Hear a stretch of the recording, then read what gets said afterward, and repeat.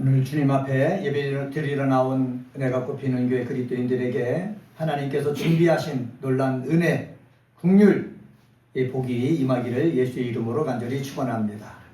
10절에 보면은 베드로는 이렇게 말합니다. 너희는 이제는 하나님의 백성이요 긍휼을 얻은 자니라. 하나님의 백성이고 긍휼을 얻은 자다. 이렇게 말씀하고 있습니다. 그 앞에 9절 상반절에 보면은 베드로가 이렇게 말합니다. 너희는 택하신 족속이다. 왕같은 제사장이다. 거룩한 나라다. 그의 소유된 백성이다. 이렇게 말씀하고 있습니다. 성도의 영광된 특권을 보여주는 이 구절은 출애굽한 이스라엘 백성들에게 하나님께서 주신 말씀입니다. 이스라엘 백성이 출애굽을 했잖아요. 출애굽을 해갖고 홍해를 건넜습니다. 시내산에서 하나님과 계약을 맺습니다. 계약을 맺을 때 출애굽기 19장 5절 6절에서 6절의 말씀을 자유롭게 인용한 것, 베드로가 인용한 것이 오늘 본문 이 9절에 있는 말씀입니다. 그때 하나님께서 이스라엘 백성들에게 뭐라고 말씀하신 줄 아십니까? 신에서 언약을 맺으면서 이스라엘은 내 소유다. 그리고 너는 내 백성이다. 그리고 너희들을 제사장 나라로 삼으셨다. 이렇게 하나님께서 말씀하셨습니다. 그리고 그 조건은 바로 뭐냐? 너희들이 출애굽을 해서 앞으로 광야 생활을 하고 가나안 땅을 향해 나아갈 텐데 언약을 지키는 사람이 되어야 된다라고 말씀하셨습니다.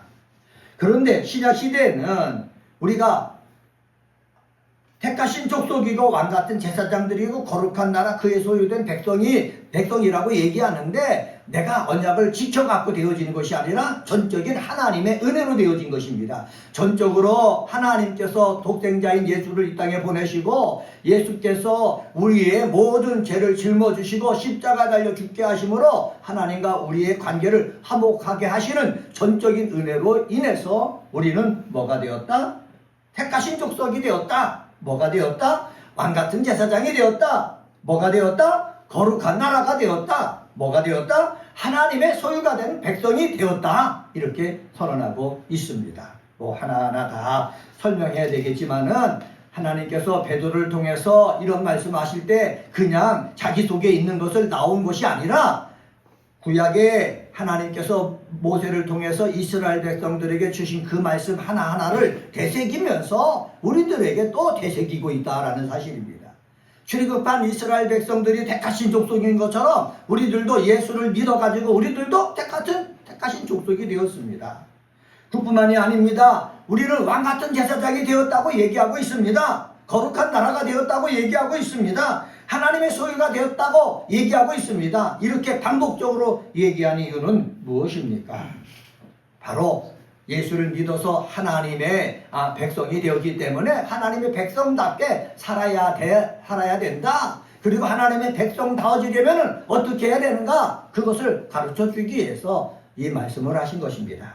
그래서 오늘은 나는 하나님의 백성으로 부름받은 자입니다 라는 제목으로 말씀을 나누면서 우리의 믿음을 다시 한번 우리 강력하게 만드는 계기가 되었으면 좋겠습니다. 한번 따라서 해봅시다. 나는 하나님의 백성으로 부름을 받은 자입니다.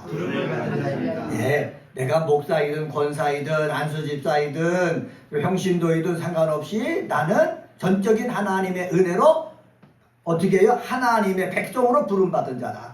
하나님의 백성이라고 썼지만은 예수 그리스도로 말미암아 우리에게 주신 신분은 바로 뭐냐? 하나님의 자녀로 부름받은 자다. 이렇게 생각할 수가 있습니다. 그러면은 나는 하나님의 백성으로 부름받은 자인데 백성으로 부름받은 자가 해야 될 일이 무엇인가 먼저 살펴보겠습니다. 2절서부터 3절을 살펴보면은 구원에 이르도록 잘하는 자가 되어야 되는 것입니다. 한번 따라서 해봅시다. 구원에 이르도록 자라나야 하는 자. 예, 내가 하나님의 백성으로 부름받았으면은 하나님께서 부르셨을 때 그냥 불러서 그것으로 끝나는 것이 아니라 너희들이 부름받았으니까는 앞으로 내 생이 언제 끝날지는 모르지만은 구원에 이르도록 자라나야 된다라는 것입니다. 구원이 무엇입니까? 제가 이전에도 말씀드렸지만은 신학적으로 볼 때 구원이라고 할 때는 먼저 너희가 예수를 믿음으로 말미암아 의롭다 얻음을 받았다. 이렇게 칭이라고 합니다. 의롭다고 칭해지는 거. 그냥 너는 그냥 거룩한 성도다 칭해지는 거. 이게 맨 처음에 칭의입니다. 그리고 칭의함 받은 사람이 거룩해지려고 사는 삶, 그것이 성화입니다. 성화. 그런데 우리 사람들은 죄가 많아요. 이 세상은 악한 원수 마귀가 쥐고 있어요. 그리고 권력자들이 쥐고 있어요. 이 세상 가운데 살다 보면 나도 모르게 죄를 범하거든요. 그래서 성화가 되려고 하지만은 목사도 성화로 향해서 나아가다 또 죄를 짓고 넘어지고, 우리 평신도들도 내가 거룩한 하나님의 백성이 되기를 원하지만은 가정을 되돌아보면은 말의 실수도 하고 행동의 실수도 하고 직장에 나가서도 그리스도인답게 살아야 되는데 그렇지 못할 때가 많이 있거든요. 이것이 반복적인 삶을 사는 것입니다. 그리고 마지막에 주님이 다시 오셔가지고 이 세상에 악한 원수 마귀를 심판하고 어둠의 세력을 심판할 때, 그때서 비로소 우리는 거룩한 사람이 되는 거예요. 그걸 갖다가 영화라고 합니다. 그럼 우리는 이 칭의에서부터 영화의 단계까지 계속해서 가야 되는데, 가기 위해서 우리가 해야 될 일이 무엇입니까? 말씀을 읽는 거예요. 말씀을 묵상하는 거예요. 말씀을 듣는 거예요. 베드로는 2절에서 이렇게 얘기합니다. 2절 말씀 같이 한번 읽어보겠습니다. 2절입니다. 시작. 갓난 아기들 같이 순전하고 신령한 것을 사모하라. 이는 그로 말미암아 너희로 구원에 이르도록 자라게 하려 함이라. 아멘. 여기서 갓난 아기들 같이 순전하고 신령한 것을 사모하는 일을 우리가 먼저 해야 된다는 것입니다. 이거는 이 새로 믿는 사람들만 하는 것이 아닙니다. 목사도요, 어떻게 해요? 순전하고 신령한 것을 사모해야 되는 것입니다. 목사만 그렇습니까? 아닙니다. 교회 생활 10년, 20년, 50년 얼마나 했든지 상관없이 그들도 어떻게 해요? 순전하고 신령한 것을 사모해야 된다는 것입니다. 여기 순전하고 라는 말은 뭐냐? 제가 헬라어를 찾아보니까 아돌론이란 단어를 썼는데, 정직한, 진짜에 섞인 것이 없는 이란 뜻입니다. 순전하고 섞인 것이 없다. 그 다음에 신령한이라고 말하는데, 신령한이라는 것은 적합하다 이렇게 번역할 수 있다. 갓난 아이에게 적합하다라는 것을 신령한으로 번역할 수가 있다라는 것이에요. 젖을 사모하라 라는 말은 뭐냐? 적극적으로 바라고 원해야 된다는 것입니다. 그러니까 내가 예수를 얼마 믿었든지 이거와는 상관없이 어떻게 해요? 진짜에 섞인 것이 없는 그 말씀을 어떻게 해요? 자꾸 간절하게 원해야 된다는 사실입니다. 사랑하는 우리 그리스도인들도 오늘 주일날 나와서 목사의 설교를 듣습니다. 성경이 목사를 통해서 한번 거쳐서 우리 사랑하는 그리스도인들에게 전해지고 있거든요. 그래서 저를 통해서 전해지는 그 말씀을 우리 사랑하는 그리스도인들은 듣는 거예요. 그런데 성경은 뭐라고 그러느냐? 순전하고 신령한 것을 사모하라는 것은 바로 뭐냐? 사람을 통해서 들려지는 그 말씀도 들어야 되겠지만은 기록된 성경 속에 내가 직접 가가지고 구약의 말씀을 읽고 신약의 말씀을 자꾸 읽어야 된다는 사실입니다. 그래서 섞이지 아니하는 성경을 통해서 하나님의 말씀을 듣고, 그럴 때 하나님의 지혜가 임하고 하나님의 능력이 임하고, 그럴 때 내 믿음이 자라고 내 지혜가 자라고 말도 변하고 행동도 변하고 삶도 변하는 것이지, 사람의 말 갖고 변화되는 것은 아니다. 성경은 이렇게 말씀하고 있습니다. 그렇기 때문에 목사인 저도 마찬가지로 구원에 이르도록 자라기 위해서 말씀 속에 들어가서 말씀을 묵상하고 말씀을 암송하고 말씀을 또 듣고 해야 하듯이, 우리 그리스도인들도 말씀 속에 들어가서 말씀을 묵상하는 믿음의 사람 꼭 되시기를 주의 이름으로 간절히 축원합니다. 또 저희 교회는 매일 성경을 중심으로 매일마다 제가 묵상한 말씀을 드리고 있거든요.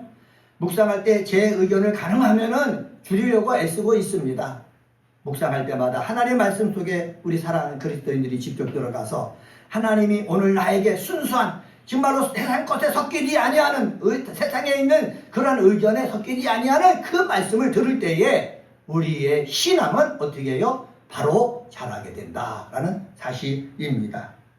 2절 하반절에 보면은 이는 그로 말미암아 너희로 구원에 이르도록 자라게 하려 함이라 라고 말씀하고 있습니다. 여기서 그로 말미암아 라는 말은 순전하고 신령한 것으로 말미암아 라는 의미입니다. 순전하고 신령한 것은 우리가 구원에 이르도록 자라게 하는 자양분과 같은 것이다 라는 것을 기억을 해서 내 믿음이 정말로 자라고 싶다면 성경 속에 들어가서 그 말씀을 읽고 또 읽고 이 말씀이 내 속에 믿어지고 이 말씀이 확신이 되어질 때까지 또 읽고 또 읽어서 여러분의 그 믿음이 온전히 성장하게 되어지기를 주의 이름으로 간절히 축원합니다.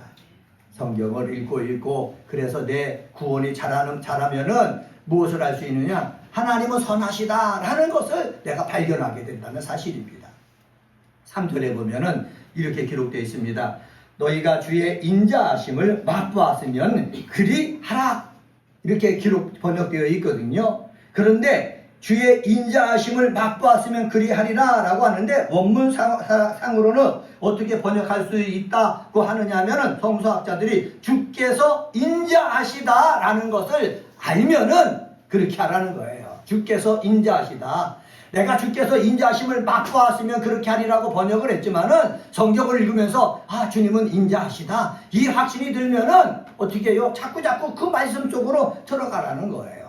말씀 속으로 들어갈 때에 그 말씀이 우리에게 힘이 되고 그 말씀이 우리에게 지혜가 되고 그 말씀이 우리의 삶 속에 놀라운 은혜를 주셔서 하나님의 뜻을 이루는 주인공이 되게 할 수가 있습니다. 그래서 우리 사랑하는 성도 모든 사람이 구원에 이르도록 잘하는 믿음의 사람 되시기를 주의 이름으로 간절히 축원합니다. 우리 교회 속에 우리 아윤이들 하나님 선물로 주셨잖아요. 은수도 주셨잖아요. 먼저 제가 은수가 크는 것을 보고 아윤이 크는 것을 보면서 이렇게 따라가고 있는 거예요. 제가 보니까는 따라가고 있더라고요. 저절로 잘하는 것 같지만은 다 부모의 사랑, 기도, 수고, 애씀 그것을 통해서 잘하고 있는 거예요. 아이들이 잘하듯이 우리도 성경을 읽으면서 믿음이 자라야만 기도에도 능력이 있고 사랑에도 능력이 있고 내 신앙에도 능력이 생기는 줄 믿습니다. 구원에 이르도록 성장하는 은혜가 꼽히는 교회 그리스도인을 한 사람 한 사람 되시기를 주님의 이름으로 간절히 축원합니다. 두 번째로 4절서부터 5절을 통해서 찾아볼 수 있는데 말씀에 따른 믿음의 삶으로 예배드리는 자가 되어야 됩니다. 한번 따라서 해봅시다. 말씀에 따른 믿음의 삶으로 예배드리는 자. 예, 내가 하나님의 백성으로 부르심 받았다고 말씀드렸습니다. 그렇게 하나님 백성으로 부르신 이유는 무엇입니까? 말씀에 따른 아까 말씀을 통해서 믿음이 성장한다고 그랬지 않습니까? 구원이 자란다고 그랬지 않습니까? 말씀에 따른 믿음의 삶을 내가 살아야 된다라는 말씀입니다. 우리 사람들은 내 삶과는 상관없이 주일날 나와서 예배 드리는 곳에 거기다 초점을 맞추고 있습니다. 그런데 하나님의 초점은 그게 아닙니다. 우리의 초점은 주일날 예배드리는 시간이지만은 하나님의 초점은 월요일서부터 토요일까지 모든 삶이 하나님의 초점입니다. 가정에서의 삶을 통해 가지고 그 삶을 모아서 우리는 주일날 나와서 예배드릴 때에 그 예배를 하나님이 기쁘게 받으신다는 거예요. 가정에서의 삶이 내가 정말로 성령의 도움을 받고 말씀의 도움을 받고 내 진심을 가지고 내가 바르게 살고 믿음으로 살고 사랑하며 살고 예수님의 마음을 보이며 삶을 살아서 그 삶을 가지고 내가 교회에 나와서 예배드릴 때 이 예배 드리는 곳에 내놔야 되겠고 그뿐만 아니라 우리는 다 세상 살기 위해서 사회생활하고 있지 않습니까? 사회생활할 때 말씀과 상관없고 하나님과 상관없이 내 욕심과 내 뜻만 가지고 내가 하고자 하는 계획을 이루기 위해서 온갖 권모술수를 다 해가지고 그러한 삶을 가지고 나와서 예배드리는 것이 아니라 가면을 쓰고 더럽고 추잡한 상태에서 예배드리는 것이 아니라 내 직장에서 죄와 싸워가며 악한 것과 싸워가면서 내 속에 상처가 났는데 그 상처난 모습을 가지고 하나님 앞에 나와서 예배를 드릴 때에 그 예배가 하나님이 기뻐하시는 예배가 되어진다라는 사실을 우리는 기억을 해야 되는 것입니다. 우리가 이전에 목사님들로부터 잘못 배운 것들이 많이 있습니다. 그것은 바로 뭐냐면은 월요일서부터 토요일까지의 삶은 내가 상관하지 아니하고 주일날 올 때만 생각을 한 거예요. 주일날 올 때만 깨끗한 옷을 입고 와라. 주일날 올 때만 헌금을 잘 준비해라. 주일날 올 때만 이렇게 하라. 그렇게 자꾸 그랬거든요. 근데 그런 삶을 제가 지금 성경을 읽으면서 보니까는 유대인들이 제사장과 바리새인들이 서기관들이 주장했던 내용과 똑같은 거예요. 그들이 성경에 기록된 율법의 마음을 가지고 삶을 살다가 그 삶으로 하나님 앞에 예배 드려야 되는데, 예배 드리는 날 좋은 짐승, 좋은 거 가지고 드리고, 사람들 볼 앞에 보이게, 예물 드리고, 그것으로서, 기쁨을 느꼈는데, 예수님은 그것을 보고 잘못됐다고 말씀하지 않습니까? 우리는 그들 따라서 예배 드리고 있다는 거예요. 거기서 벗어나서 우리는 삶으로, 월요일서부터 토요일까지 삶을 가지고 나와가지고 비록 내 입과 내 몸과 내 삶 속에 때가 묻고 정말로 냄새가 나고 그러지만은, 때가 나고 때가 묻고 냄새가 나는 것은 예수의 볼로 씻고, 그리고 그 삶을 가지고 나와서 예배를 드릴 때에 하나님은 어떻게 하신다? 기뻐 받으신다. 하나님, 제가 이번 한 주간도 열심을 다했지만은 내 믿지 않는 상사 때문에 힘들었습니다. 그러나 거기서 내가 이겨내려고 애썼습니다. 그리고 하나님 믿는 자답게 내가 살려고 내가 힘썼습니다. 그러면서 그 부딪힌 것 가지고 하나님 앞에 나와서 예배를 드릴 때 하나님은 그걸 다 알고 계시거든요. 다 보고 계시거든요. 그렇게 예배 드리는 것을 하나님은 뭐 하신다? 기뻐하신다라는 사실입니다. 이렇게 되어질 때 우리는 어떻게 되느냐? 5절 말씀처럼 너희도 산돌같이 신령한 집으로 세워지고, 신령한 집으로 세워지는 거예요. 내가 여러분, 목사라고 해서 신령한 집으로 세워진 것입니까? 아닙니다. 아까 싸우고 세상과 싸우고 나 자신과 싸우고 그래갖고 점점 말씀 속에서 말씀으로 내가 닮아가고 예수님의 마음으로 닮아갈 때 신령한 집으로 세워지는 거예요. 신령한 집으로 세워지는 역사가 우리 은혜가 꽃피는 교회 그리스도인 한 사람 한 사람 속에 있게 되어지기를 주의 이름으로 간절히 축원합니다. 그러면서 신령한 집으로 세워질 뿐만 아니라 하나님께서 기쁘시게 받으실 뭐가 되라? 신령한 제사를 드릴 그런 제사장이 되라. 거룩한 제사장이 되라. 베드로는 이야기하고 있습니다. 누가 되는 것입니까? 내가 되는 거예요. 제사장은 누가 해주는 것이 아닙니다. 내가 거룩한 제사장이 되어야 되는 거예요. 한번 따라서 해봅시다. 내가 거룩한 제사장이 되어야 합니다. 네, 내가 거룩한 제사장이 되어야 되는 거예요. 그러니까는 우리는 하나님 앞에 나와서 예배드릴 때 한 사람 한 사람이 거룩한 제사장이 되어가지고 하나님이 기뻐 받으실 그 예배가 되어야 되거든요. 그러려면 내가 하나님이 기뻐 받으실 그러한 삶의 모습이 있어야 되는 것입니다. 그러한 삶의 모습은 피해놓고 많은 교인들이 모여가지고 예배드릴 때 하나님이 그 예배를 기쁘게 받으신다고만 생각하고 있기 때문에 문제가 되는 거예요. 이전에 미국 교회도 그렇듯이 우리 한국 교회도 큰 교회 중심으로 운영되고 있습니다. 교인들이 그리로 다 모이고 있죠. 작은 교회는 다 없어지고 큰 교회만 계속해서 그쪽으로 모여서 커나가고 있습니다. 왜 그렇게 되어지는 줄 아십니까? 내 삶으로 내가 거룩한 제사장이 돼서 예배를 드려야 되는데 예배 분위기가 좋고 그리고 환경이 좋고 그런 곳에 내가 부담이 없고 그런 곳에 모여가지고 예배 드리려고 하니까는 그렇게 되어진 거예요. 그렇게 예배 드리는 사람 속에 정말로 자기가 혼자가 거룩한 제사장이 돼서 하나님이 기쁘시게 받으실 그런 예배 드리는 자가 될 수가 있느냐? 한번 질문해 봐야 되는 것입니다. 물론 큰 교회 믿음이 더 좋은 사람들이 많습니다. 정말로 하나님이 기쁘실 그런 자기가 거룩한 제사장이 돼서 하나님 앞에 온전하게 예배 드리는 사람들이 너무나 많습니다. 그런데 간혹가다 구경하고 방관하고 그리고 그 자리에 참석한 것으로만 만족함을 느끼는 사람들이 있습니다. 이런 사람들이 변해가지고 개개인이 신령한 집으로 세워서 하나님의 기뻐 받으실 거룩한 제사장이 되어지기를 간절히 소망하고 또 기도합니다.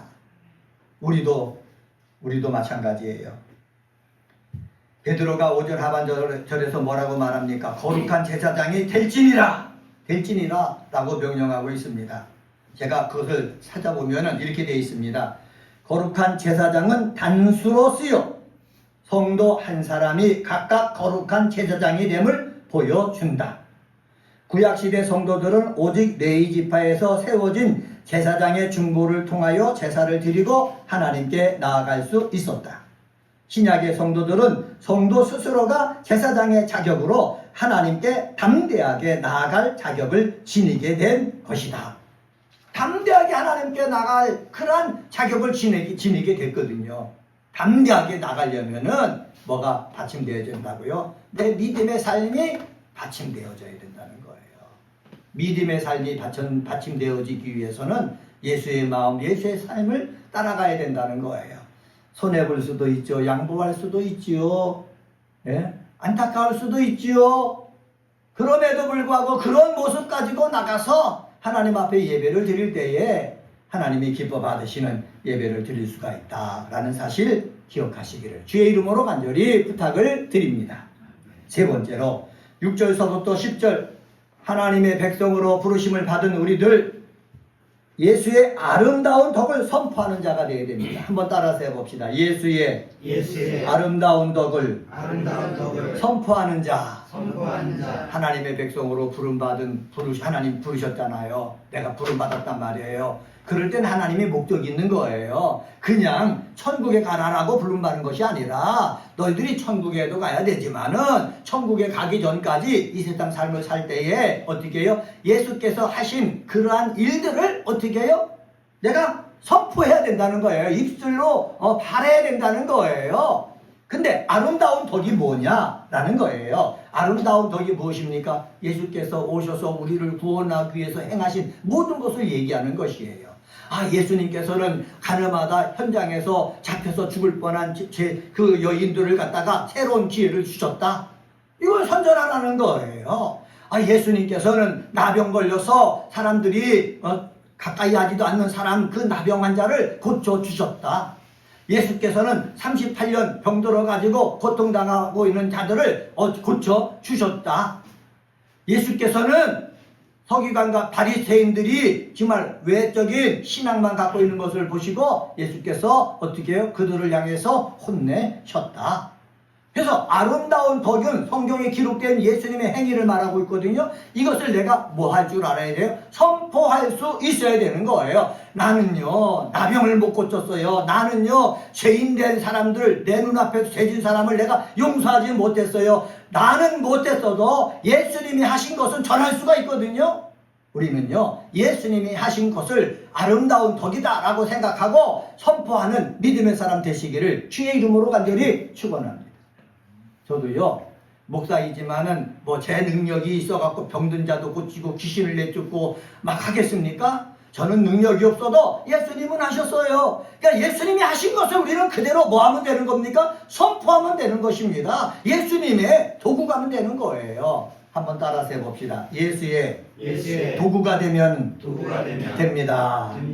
예, 예수의 도구가 되면 되는 것입니다. 7절 상반절에 보면은 그러므로 믿는 너희에게는 보배이나 라고 말씀하고 있습니다. 예수님이 믿는 나에게 뭐가 된다? 보배가 된다는 거예요. 9절 하반절에 보면 이렇게 말씀합니다. 이는 너희를 어두운 데서 불러내어 그의 기이한 빛에 들어가게 하신 이의 아름다운 덕을 선포하게 하려 하심이라. 어두운 데서 불러내어 그의 어디요? 기이한 빛에 들어가게 하신 자라고 말씀하고 있어요. 우리가 그런 사람이거든요. 어두움에서 추잡한 삶 속에서 나를 불러가지고 하나님의 아름다운 그곳으로 들어가게 하신 그것을 내가 체험했기 때문에 이것을 가지고 어떻게 해요? 예수의 아름다운 일을 갖다가 선포할 수 있는 저와 여러분이 되어지기를 주님의 이름으로 간절히 축원합니다. 베드로가 말한 것들을 보면은 대부분 구약 성경들을 가지고 와서 얘기했어요. 그래서 우리도 구약을 자주 읽어야 되는 이유가 거기 있는 것입니다. 예수님께서 하나님의 아들로 이 땅에 오셔서 말씀을 가르칠 때 예수님 자신의 말만 가르친 것이 아니라 하나님 아버지께서 이전에 선지자들에게 주셔가지고 가르쳤던 그 말씀을 가지고 와가지고 이 말씀을 가지고 가르쳤거든요. 예수님도 신명기에 있는 말씀을 가지고 가르쳤잖아요. 예수님뿐만 아니라 바울뿐만 아니라 베드로도요 구약에 있는 말씀을 가지고 성령에 의해서 예수님과 연관돼서 우리에게 가르치고 있어요. 이것은 그냥 입으로 마음으로 나온 것이 아니라 하나님께서 이미 구약서부터 주신 그 말씀을 가지고 우리에게 말씀해 주신 거거든요. 우리는 이러한 믿음을 가지고 예수께서도 하나님께서 이미 이전에 하셨던 그 일을 예수님이 이 땅에 구세주로 오셔서 행하셨다. 그래서 행하셨던 것을 우리는 기억하면서 우리도 예수의 아름다운 그 덕을 선포하는 자가 되어지기를 주의 이름으로 간절히 축원합니다. 베드로가 마지막으로 이렇게 말하잖아요. 전에는 백성이 아니더니 이제는 하나님의 백성이 됐다. 전에는 긍휼을 받지 못했지만은 이제는 긍휼 받은 자가 됐다. 내가 이런 확신이 있다면은 예수께서 나에게 이러한 일을 행하신 나에게 어떻게 해요? 아름다운 덕을 선포하는 거 당연히 해야 될 일이다 라고 말씀하고 있습니다. 그전과 이제의 삶이 달라진 사람, 예수의 아름다운 덕을 선포할 수 있다라는 사실을 기억해서 아름다운 덕을 선포하며 사는 저와 여러분 되기를 주의 이름으로 간절히 축원합니다. 오늘은 베드로전서 2장 2절서부터 10절에 있는 말씀 가지고 나는 하나님의 백성으로 부르심을 받은 자입니다 라는 제목으로 말씀을 전했습니다. 구원에 이르도록 자라나야 합니다. 말씀에 따른 믿음의 삶으로 예배 드려야 합니다. 예수의 아름다운 덕을 선포해야 합니다. 이러한 귀한 믿음의 사람 되시기를 주의 이름으로 간절히 축원합니다. 기도하겠습니다.